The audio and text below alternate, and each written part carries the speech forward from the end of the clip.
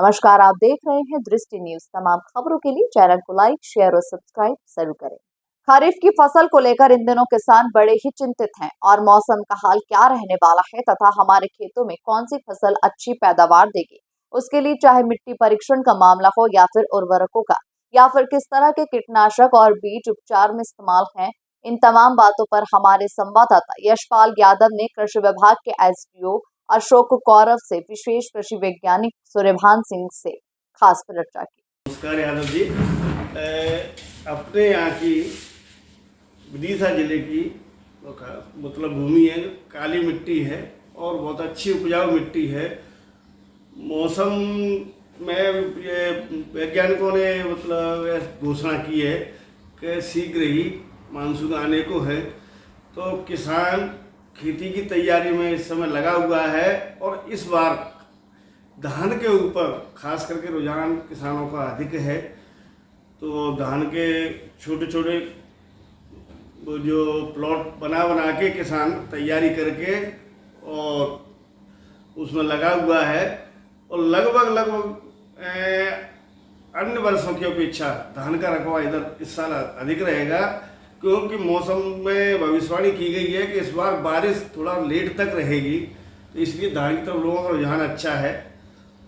लेकिन जिस तरह से गड़े बनाए हैं किसानों ने और धान का रोपण करने की तैयारी कर रहा है किसान, जी। लेकिन हमारे क्षेत्र में दो तरह से धान बोई जाती है। एक तो सीड ड्रिल के माध्यम से बो दी जाती है और दूसरे रोपण करके बोई जाती है। तो इनमें से कौन सी तरीका ज़्यादा ठीक रहेगा किसानों को काम करने? मैं बताना चाहूँगा, जैसा कि साहब ने अभी चर्चा किया था, निश्चित तौर पर जैसा कि वैज्ञानिकों का मानना है 18 से 20 तारीख के मध्य में हमारे मध्य प्रदेश में मानसून मध्य प्रदेश प्रवेश करने की संभावना है। जून में बताई जा रही है। और निश्चित तौर पर हमारे विदिशा जिले में धान का रकबा इस साल बढ़ेगा। इसके लिए हमारे किसान भाई दो पद्धतियों से धान लगाने की संभावना स्थिति बन रही है। जिनके किसान भाइयों के पास पानी की संभावना, पानी की उपलब्धता कम है, वो सीड ड्रिल से बोनी कर रहे हैं, तो वो किसान भाई खेत की तैयारी करके सीड ड्रिल से बोनी करेंगे। दूसरा पद्धति है पौधरोपण पद्धति। तो वर्तमान में किसान भाई लोग हमारे अभी पौधरोपण डाल रहे हैं, तैयारी कर रहे हैं। तो मैं किसान भाइयों को बताना चाहूँगा कि वो अच्छी किस्मों का चयन करें और चयन करने के आप उसको रोपा तैयार करने। नहीं तो कौन सी ऐसी अच्छी किस्में हैं थानेश्वर जी जिनको किसान जो है लगाए, क्योंकि मार्केट में तमाम तरह की किस्में मौजूद हैं? जी, निश्चित तौर पर जैसा कि आपने प्रश्न किया, एक तो PB1 है, पूसा बासमती 1, पूसा बासमती 1692, 1121, ये विभिन्न प्रकार की इस तरह की वैरायटी हैं जो हमारे किसान भाई इन वैरायटियों का चयन कर सकते हैं और अच्छे भली भांति अच्छे से उत्पादन इसका ले सकते हैं। इसके लिए मैं किसान भाइयों को बताना चाहूँगा आपके माध्यम से कि हमारे किसान भाई बीज का चयन करने को रोपा के क्यारी बनाकर रोपा डालें। क्यारी की बनाते समय ध्यान रखें कि भूमि के समतल से लगभग आधा फुट ऊपर मुठी हुई क्यारी बनाएं और उसको शाम के समय पर रोपा का जो बीज है वो डालें। और अभी वर्तमान में अगर तापमान ज़्यादा रहता, धूप अगर खिली रहती है, तो मैं किसान भाइयों को बताना चाहूँगा कि अधिकतम पानी ना भरें, पानी उतना ही भरें क्यारी में जितना कि वो रात के समय पर समा जाए, और इसका विशेष ध्यान रखें। नहीं, आपने जिन किस्मों के नाम लिए, ये क्या बासमती चावल के अंतर्गत आती हैं? बिल्कुल, बासमती धान के ही अंतर्गत आती हैं। ये जो मैंने आपको नाम बताए हैं, उन किस्मों का किसान भाई चयन कर सकते हैं और अच्छा उत्पादन है। गौरव जी, जैसा कि अभी थानेश्वर जी ने बताया, लेकिन सवाल ये उठता है कि धान में दवाइयाँ बहुत लगती हैं, बीमारियाँ बहुत लगती हैं, फंगस आते हैं, तो उनसे निपटने की क्या तैयारी हो सकती है और कौन से ऐसे बीज हैं जिनमें फंगस कम लगते हैं? देखो, बीज तो जो आप किसान भाई जो बीज बो रहा है उसको सबसे पहला है बीज उपचार करके ही बोना चाहिए। बीज उपचार करके बोने से अभी धान की खेती अपने क्षेत्र में नई है, तो विशेष बीमारियां नहीं हैं। और रहा इंसेक्ट या कीटों का, तो उसके लिए समय पर अपन अगर उसका वो कीटनाशक का उपयोग करके छिड़काव करते हैं तो ऐसी समस्या वाली बात नहीं है कि कोई एपिडेमिक हो कि जिससे महामारी टाइप का रूप हो, कोई यहाँ बीमार धान में लग रहा हो। सामान्य स्थिति में जो कीड़े लगते हैं उनका सामान्य उपचार भी है, समय समय पर किसान भाई इसको कर रहे हैं। इसके साथ साथ मैं एक सलाह और देना चाहूँगा किसान भाइयों को कि जो धान के जो गड्ढे बनाए हुए हैं उनकी मेड़ों पर किसान भाई अरहर के बीज दाने डाल करके बीज बोए तो उससे अतिरिक्त अपन को उपज प्राप्त एक बोनस मिलेगा, बोनस के रूप में प्राप्त हो सकती है। इसके लिए किसान भाइयों को आपके माध्यम से बोलना चाहूँगा। वैसे भी मेरे जितने संपर्क कार्यालय या दूसरी साधन चैनलों से संपर्क में आ रहे हैं तो उन किसानों को मैं इस प्रकार की सलाह दे रहा हूँ। साथ ही यहाँ उर्वरक के रूप में पोटास का कम उपयोग किया जाता है। जितनी खाद्यान्न फसलें हैं, आपका गेहूँ है, धान है, गन्ना है, ज्वार बाजरा है, इनमें पोटास अत्यावश्यक होता है। तो मैं आपके माध्यम से पुनः ये कहना चाहूँगा कि किसान भाई मतलब NPK यानी पोटास का उपयोग भी धान की फसल में उपयोग करें।